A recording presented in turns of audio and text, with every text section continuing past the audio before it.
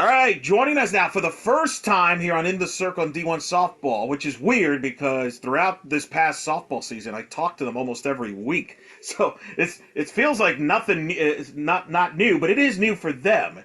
We got two guests here that I got to spend time talking this spring, some Big 12 softball in particular. First, of course, the man who hosted many shows on the 10-12 podcast network, including the softball show that I was honored to be a guest on. Mr. Phillip Slavin on with us. First time your debut here on In the Yeah. Circle D1 Softball.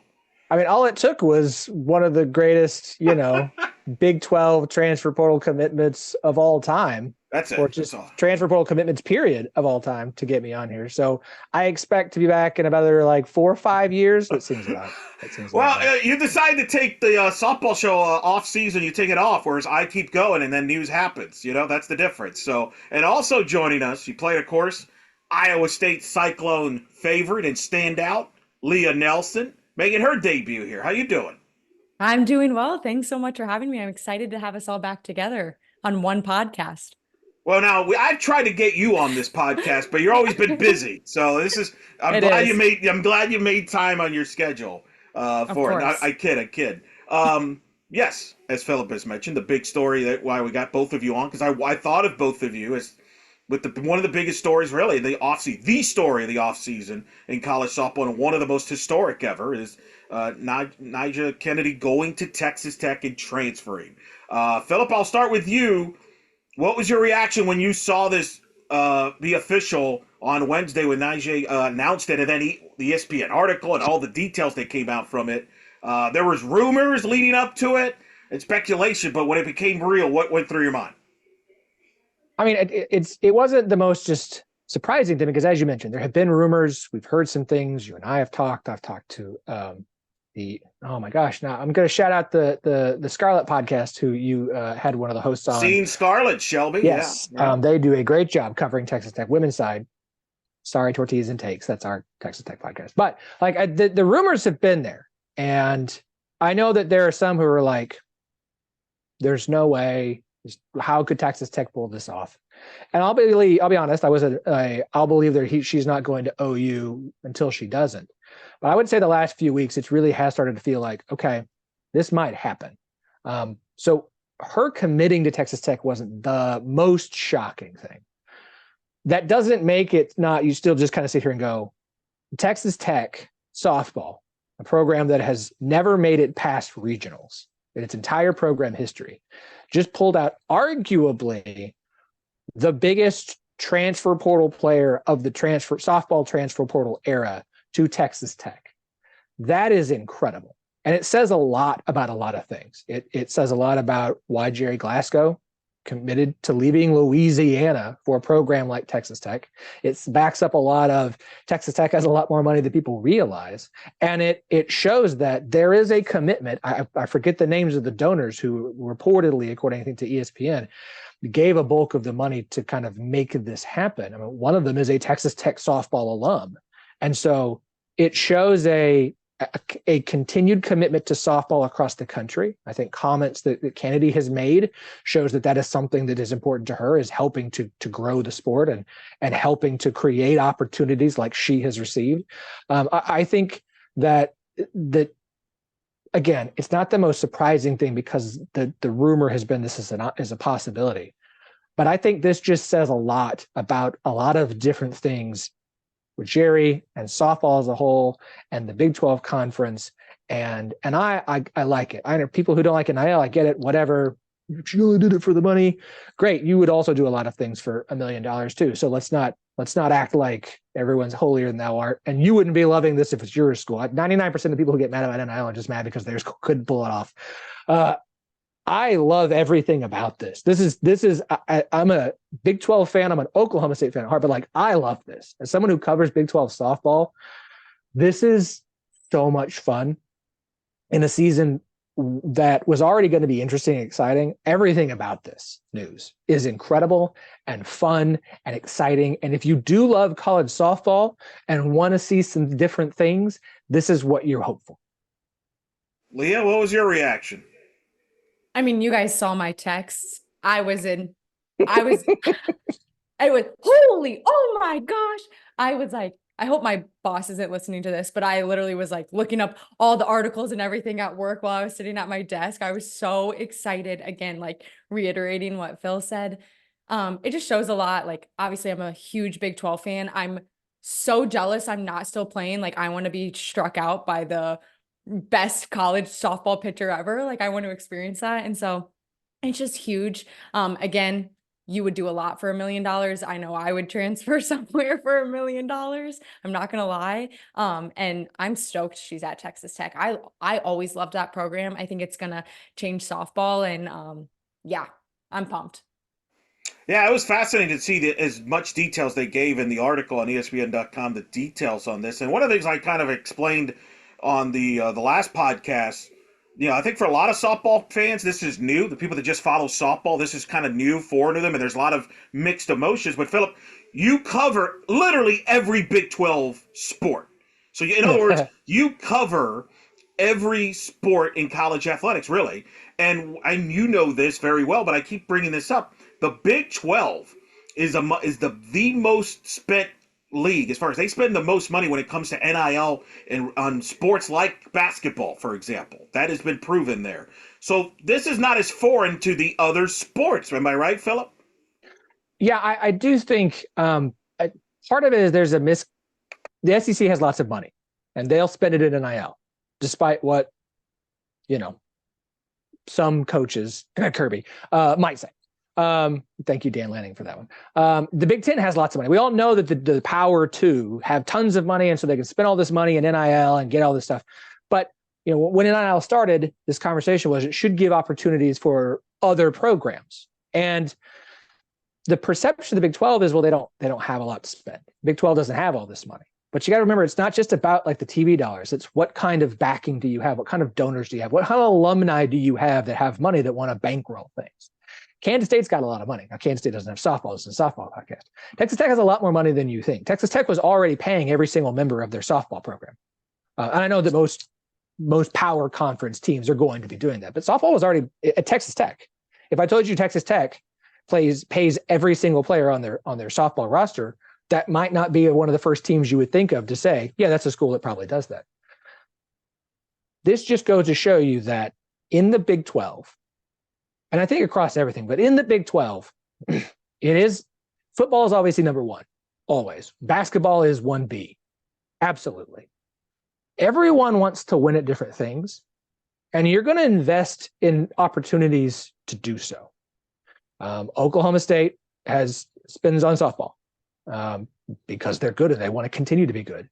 Texas Tech found some donors who loved the program. Again, I forget their names.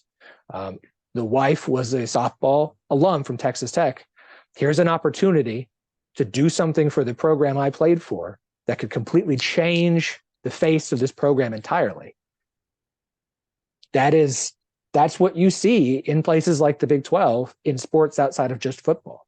There is investment in other sports where you see opportunity to have success.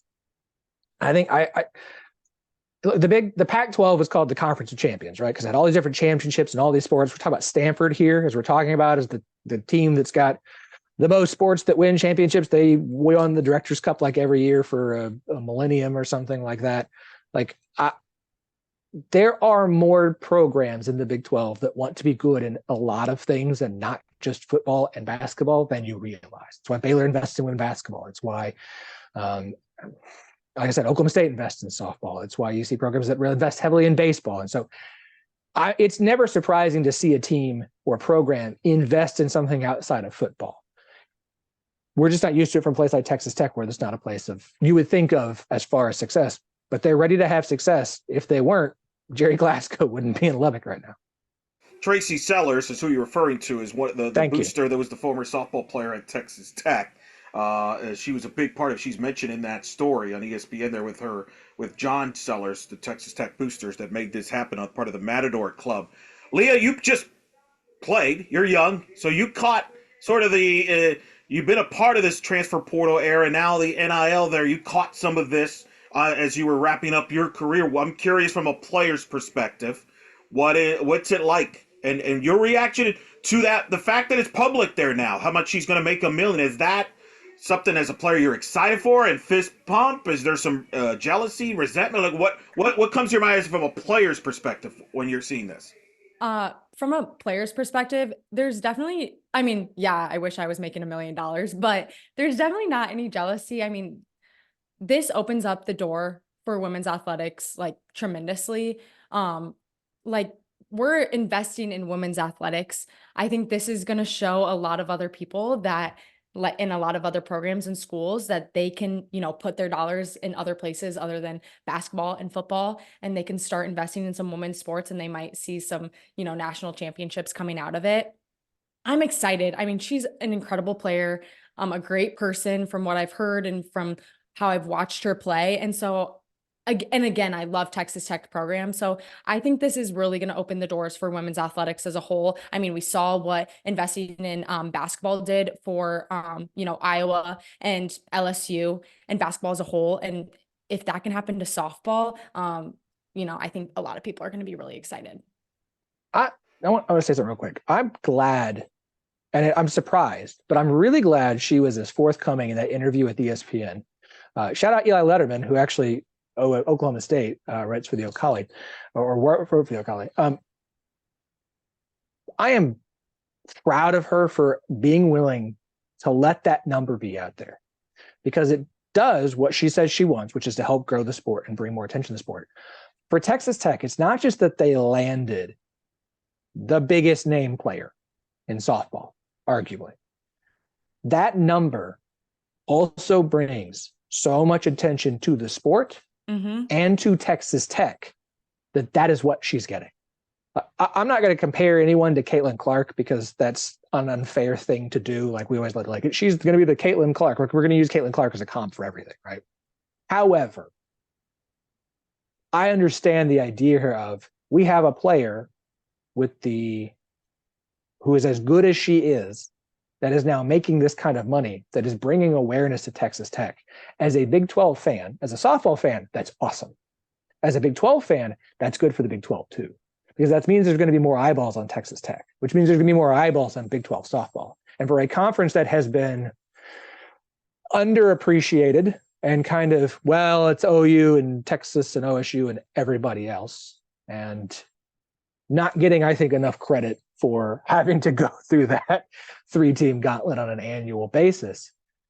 To have this kind of attention on the Big 12, this especially on the year after Oklahoma and Texas leave, we could talk about the conference race and all that. This is huge for the Big 12. And I hope the Big 12, who did retweet Texas Tech's tweet when they put out the press release, I hope the Big 12 figures out ways to help maximize the attention on this and on the Big 12 softball this year in ways they haven't done before. I 100% agree. And that was going to be my point on the significance of this for the Big 12. Because you're right. I think, I saw this a little bit on the Big 12 football media days, and some of the narratives was, well, who's the identity of this league? And a lot of attention went towards Deion Sanders, who just got to the league. There wasn't really as much focus on some of the other teams in the Big 12. And I think that certainly the narrative is going to be, well, what's going to be like the Big 12 like without OU and Texas? Now you've got the premier player in the sport. All eyes are going to be on them. I would expect that ESPN is going to put Texas Tech softball games on linear, which is unheard of on that front. I would imagine that changes the narrative in a lot of ways about the Big 12 now in 2025. The biggest story in college softball 2025 resides in the Big 12 still.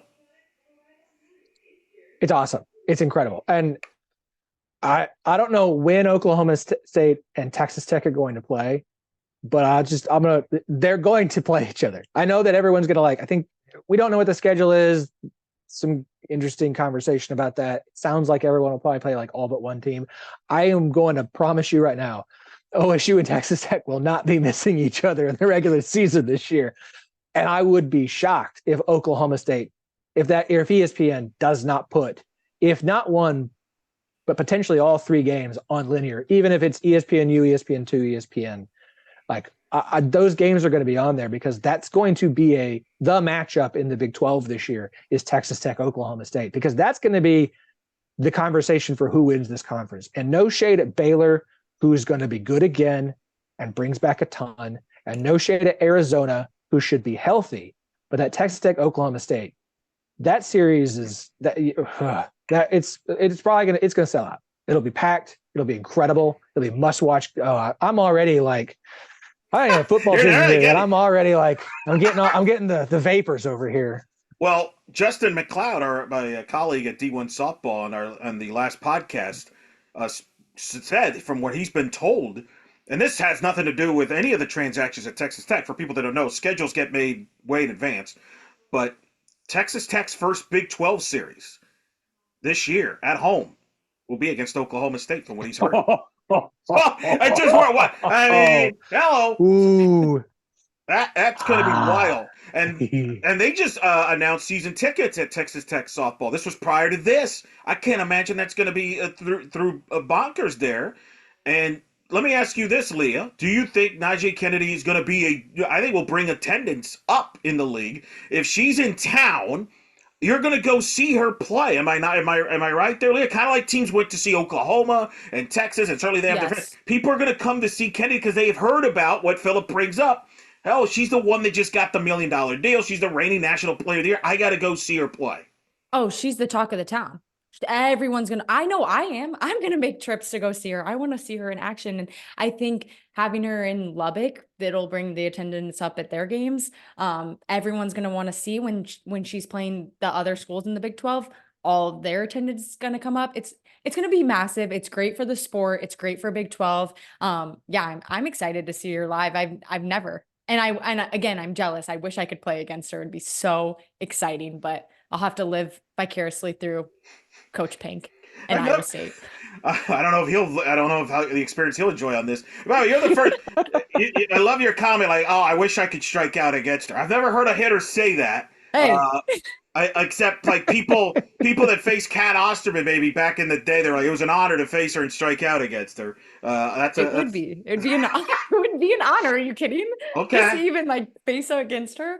Maybe she'll just on an off day, she'll let me stand in the box. Well, and NiJaree Glasgow did a presser. She's going to hit too, which from what I'm told, and that hitter's park is going to be very interesting. Let me ask you both this, because we haven't obviously gotten together. We've had the off season a little bit. I know Phillip and I did talk a little bit when NiJaree was hired, but I want your reaction, because this Texas Tech off season has been just all over the place. It started with Craig Snyder leaving. I mean, first of all, they got snubbed, which we did address.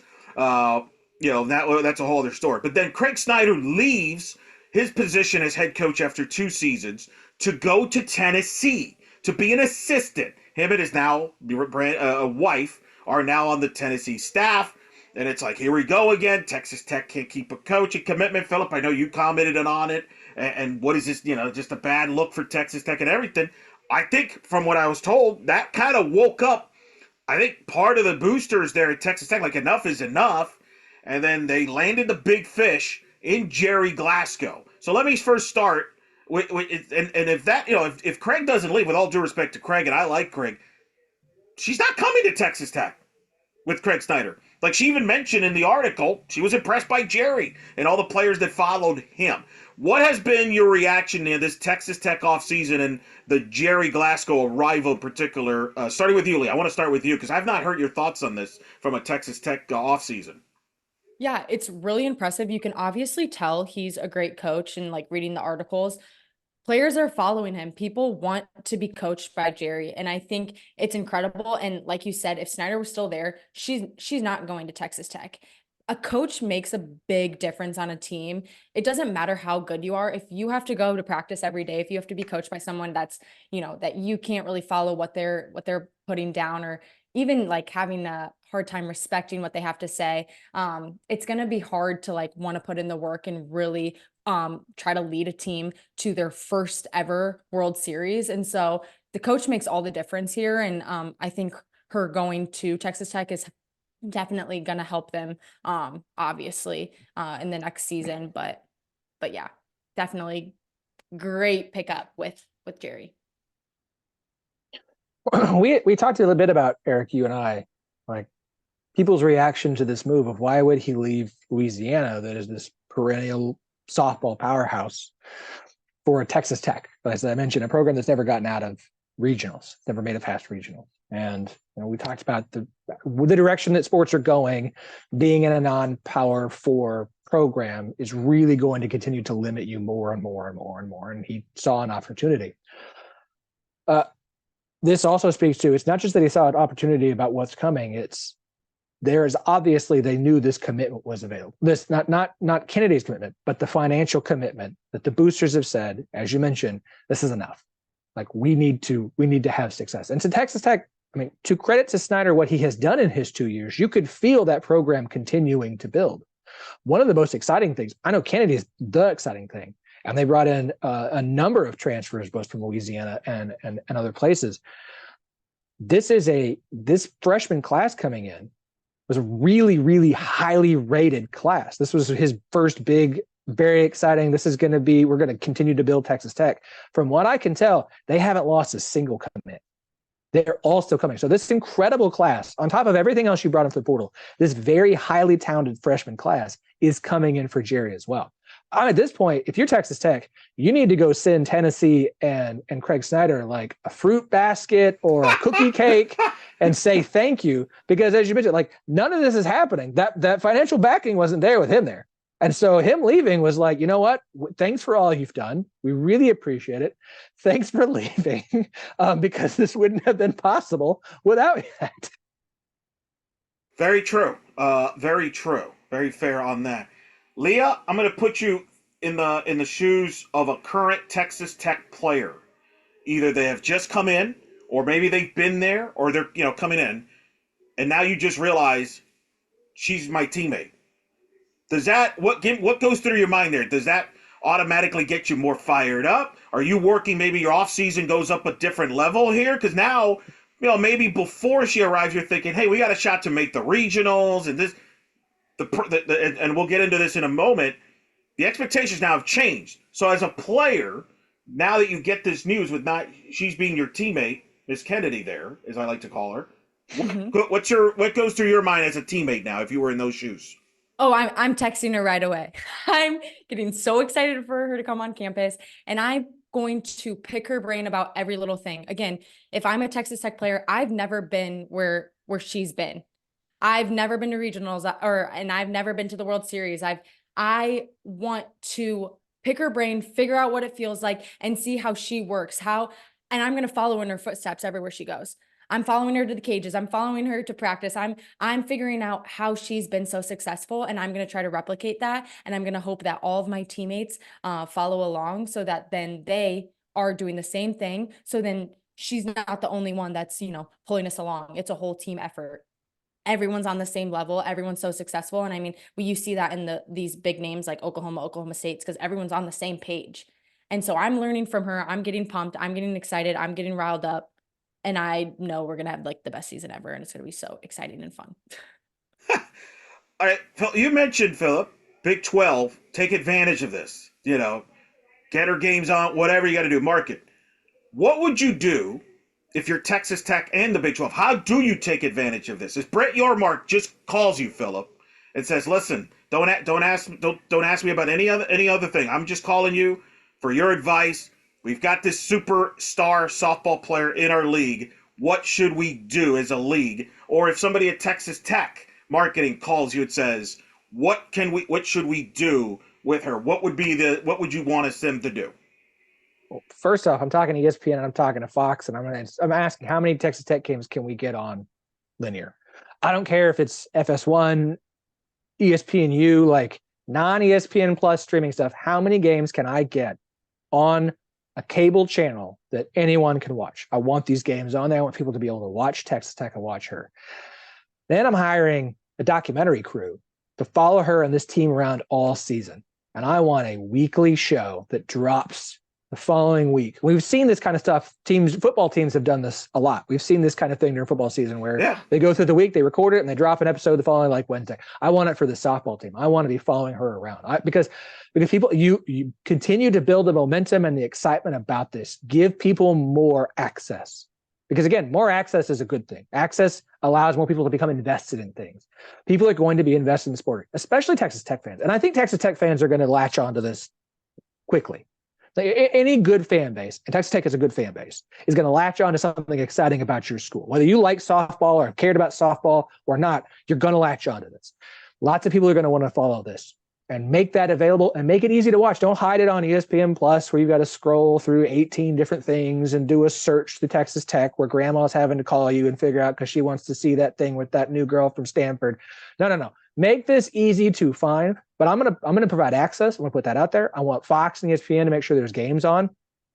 And then if you're the Big 12, the Big 12 softball tournament, blow that thing up, man.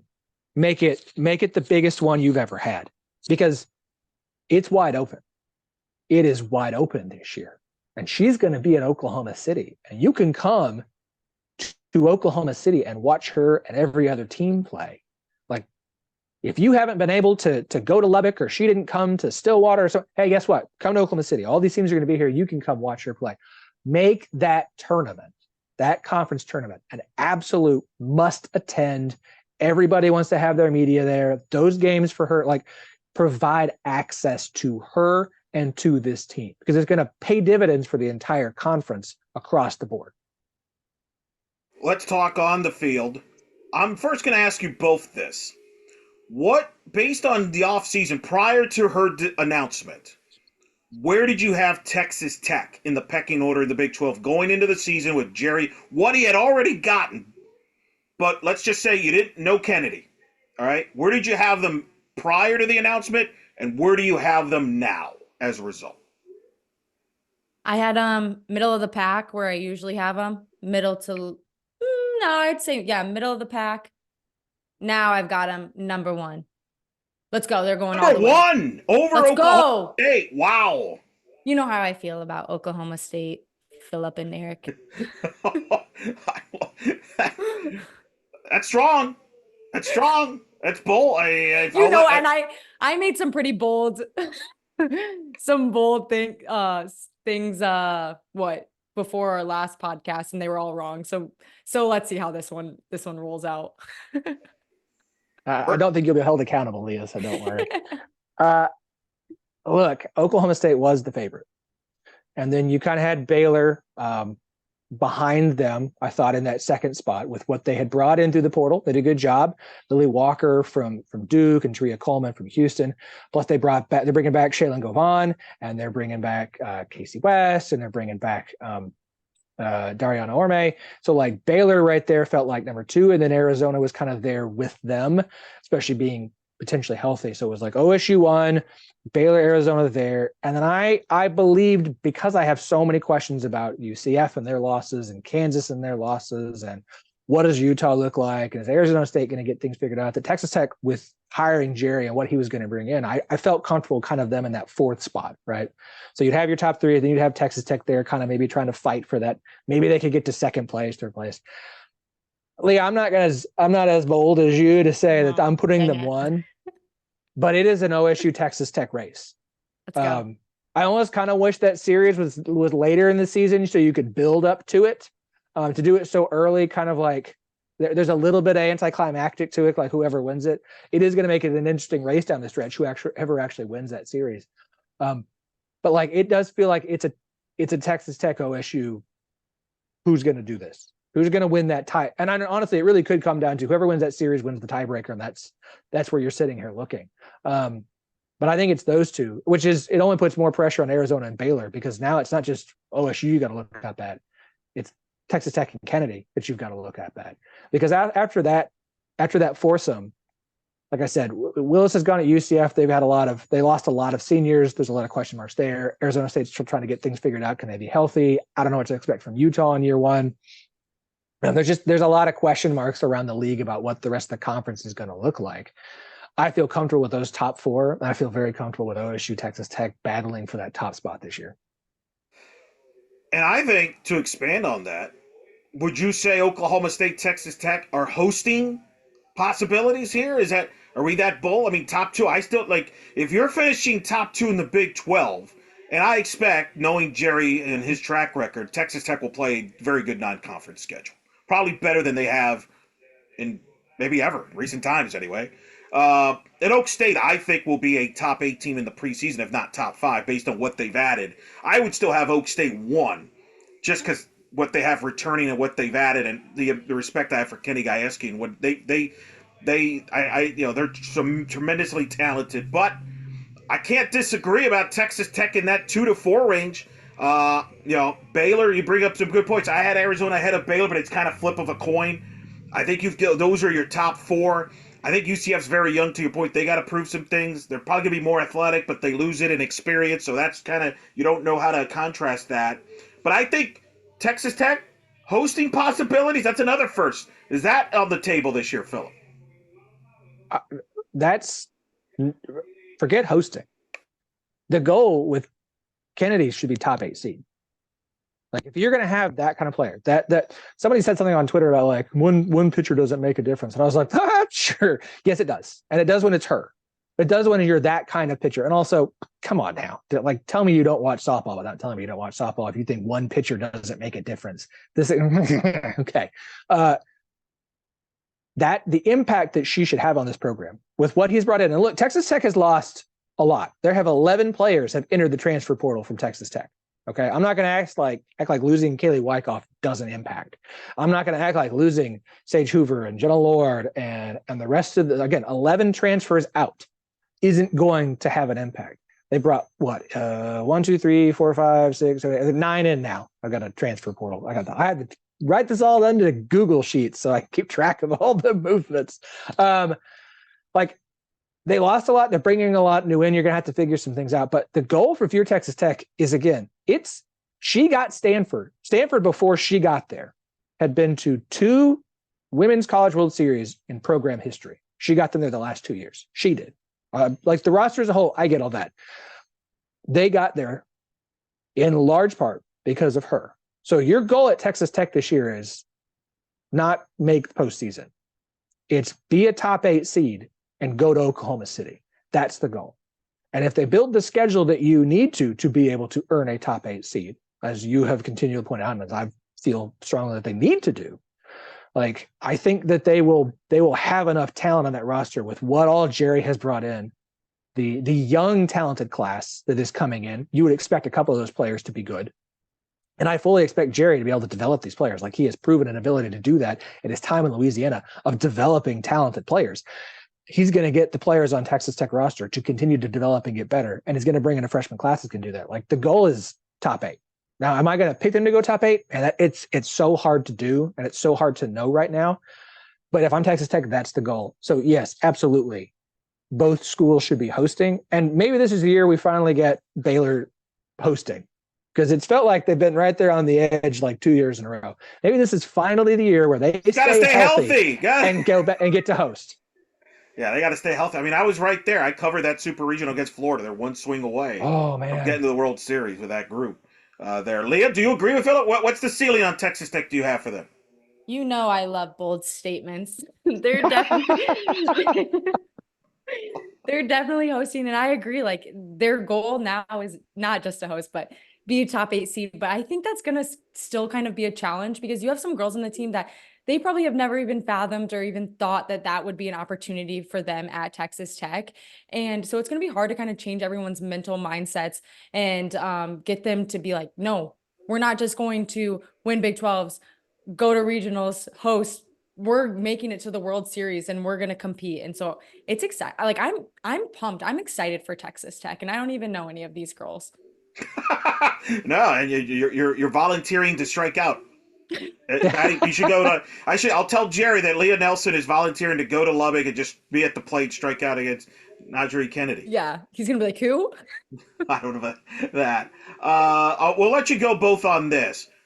Outside of Jerry's obviously move, what is the most interesting Big 12 story or news this offseason that is not involving Texas Tech that has stood out to either one of you? I know. I think I know where Phillip's going. Phillip, go ahead. That would be that Houston hasn't made a head coaching change yet. Look, everything is allegations. Nothing is confirmed. But if you haven't been following the story that Scott and Holman podcast, who's part of the 1012 network, broke and has done the best job of covering, is there's some not great allegations against Kristen Vesely, the head coach at Houston and the Houston softball program. They lost a bunch of talent. They haven't really brought much. She's got a 1 year left on a contract that was a secretly done extension and didn't get signed for a year later. The AD is gone. It's Houston. And it's when you get a new AD, do they go ahead and pull the trigger and hire a new coach, even though it might be August, September, October? Or do you just ride the last year of Kristen Vesely's contract and wait and make a change next year? That's the big one to me. Because again, I get it. It is just one fan podcast who's done all this reporting. There hasn't been a deep investigations by any newspapers. Texas Tech hasn't had any information. But I trust their sourcing. I trust the former players and people that they have talked to, and they've had a lot of people they have had. It isn't like a one or two grumpy people came and talked to them. They've had a lot of players, former players and staff reach out to them and talk to them and confirm things. And there's things they haven't said because they haven't been able to get enough confirmation on from various sources. It is not a good situation at Houston. Well, and that's what I am paying attention to. Well, and the fact, I mean, forget the softball end of it. The AD that was there got fired, basically. Got fired. Yeah. Which is why they're currently going on a search. Who knows when that happens? So there's a lot of stuff going on in Houston that's certainly worth following. Leah, what's yours? Give me something. Should I do something a little like sweeter, nicer? Nicer would be good. I like to end on a positive note. Sure, more positive. I'm really excited. This is like softball related, obviously, but my girl Saya Swain from Iowa State now transferred to Arizona. So I'm just really excited for her because she was battling injury all of last year, and she's going to have a new atmosphere. I'm excited. She's still in the Big 12, but it'll be fun to watch her play and see how she does as a Wildcat. Kind of a bummer that she left Iowa State. No, agreed. Very much so a bummer because I loved her in the Cardinal and Golds, and she was just a great teammate and an even better person. But I'm just excited to see her pitch again and see. Hopefully, she has just a great, awesome season. So talking to people very close to that if he was healthy, some people think Iowa State could have been maybe more upper echelon as far as maybe that spot where in that 6-7 spot in the Big 12, maybe that she could give a boost to Arizona, which needs to upgrade in their arms. They certainly have the outfit, so that could be a sleeper move actually in the transaction portal. What I'm saying. I don't disagree with Arizona. That's an interesting, sneaky little pickup to follow. They're part of many stories. Oh, we got one more. Sorry, go ahead. Go. I was just gonna say I have to shout out Iowa State too. They're picking up some people from the transfer portal. So look at how she quickly made up for it there. Phillip, I'm surprised. We've gone almost 40 minutes. No mention of Oklahoma State's offseason here, Phillip? He does what he always does. He killed it. He's got a two-person freshman class. They've got a very young roster, but had a ton of players who really, really, really impressed this past season.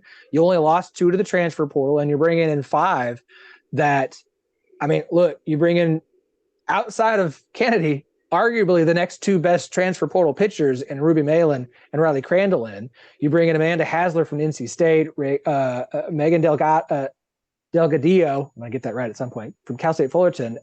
You bring in a really nice 5-person transfer class. OSU just reloaded. And it's a roster you've got it. Like I said, they're right there with Texas Tech among Big 12 favorites. They should be a top 8 preseason seed team. They should have returning to OKC for a 6th straight year expectations. To me, the other big story, though, is just we have 3 new softball programs in the Big 12 this year. Oklahoma and Texas are gone, and Arizona, Arizona State, and Utah are in.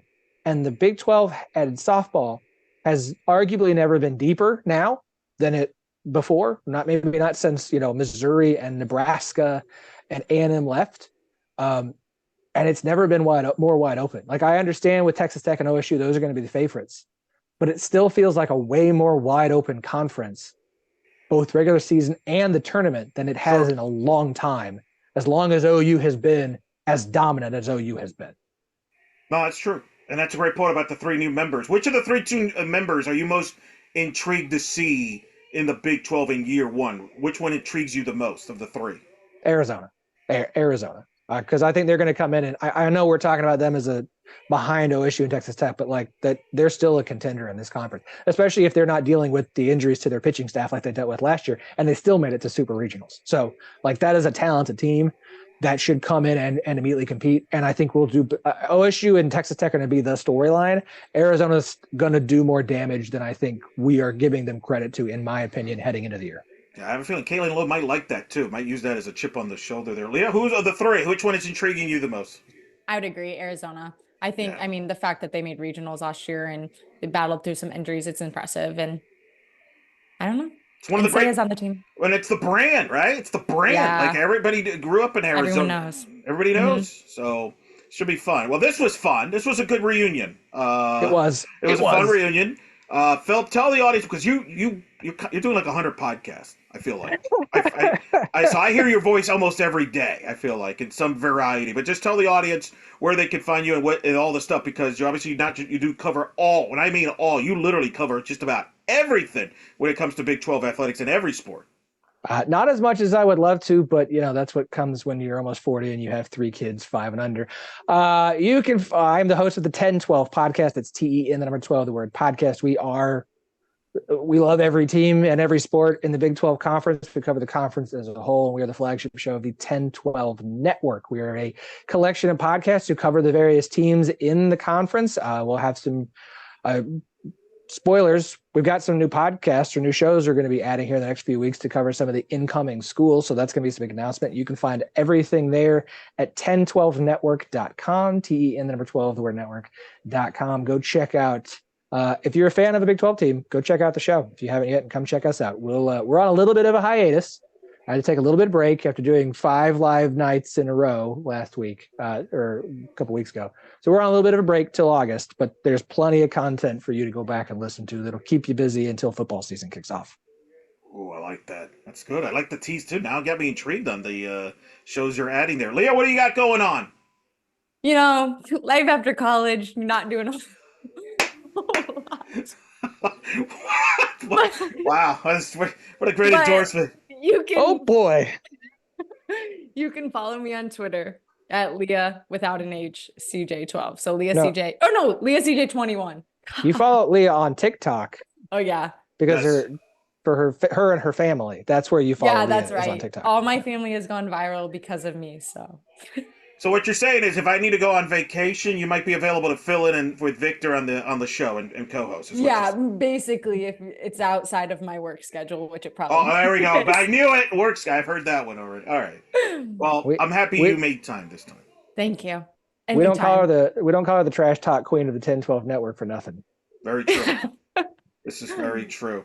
Leah Nelson, Phillip Slavin. Hey, both of you, thanks. This was fun. Good to catch up. Before you know it, we'll get to fall ball. Then after that, we'll get to January, February, and we'll probably all reunite if more news comes out. But thanks for talking some Big 12 softball here with me. Thanks for having us. It was so fun. Thanks, Eric.